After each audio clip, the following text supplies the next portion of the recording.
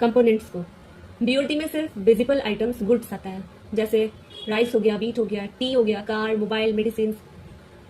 Software आएगा नहीं, क्यों? क्योंकि सॉफ्टवेयर बीओटी में नहीं आएगा, कंसल्टेंसी भी बीओपी में नहीं बीओटी में नहीं आएगा, इंश्योरेंस भी बीओटी में नहीं आएगा, क्योंकि ये सब सर्विसेज हैं।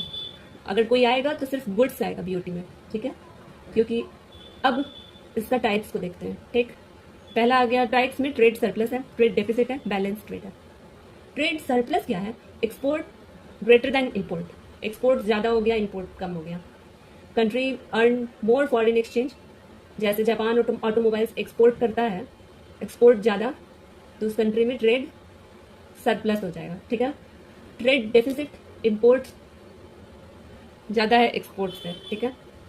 कंट्री स्पेंड्स मोर फॉरेन एक्सचेंज, जैसे अगर इंडिया बहुत ज़्यादा इंपोर्ट करे और एक्सपोर्ट कम हो, ठीक है, तो उसका पैसा ज़्यादा जाएगा, तो ये ट्रेड डेफिसिट हो जाएगा, ठीक है? और बैलेंस तीसरा आता है बैलेंस ट्रेड। बैलेंस ट्रेड में क्या है? एक्सपोर्ट और इंपोर्ट दोनों बराबर होता है, यहाँ पे कोई सरप्लस नहीं होता है, ना सरप्लस होगा ना डेफिसिट होगा, दोनों बराबर, एक्सपोर्ट इंपोर्ट दोनों बराबर है, मतलब बैलेंस ट्रेड है। फिर आता है इंपॉर्टेंस। बीओटी बताता है कंट्री का एक्सपोर्ट परफॉर्मेंसेस को, इंपोर्ट डिपेंडेंस को, फॉरेन एक्सचेंज अर्निंग को बताता है, international trade position, economic policy बनाने में हेल्प करता है, ठीक है? अब इसके लिमिटेशंस को देख लें। बीओटी सिर्फ गुड्स बताता है, सर्विसेज इंक्लूड नहीं करता है, इन्वेस्टमेंट इंक्लूड नहीं करता है, लोन्स इंक्लूड नहीं करता है, इसलिए गवर्नमेंट सिर्फ बीओटी नहीं देखती है, गवर्नमेंट बीओपी भी देखती है।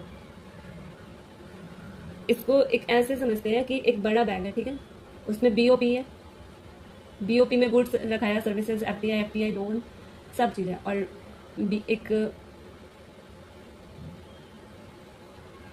और एक ऐसा बैग है जिसमें खाली गुड्स ही रखा हुआ है, तो वो बीओटी है, ठीक है? बैलेंस ऑफ ट्रेड है।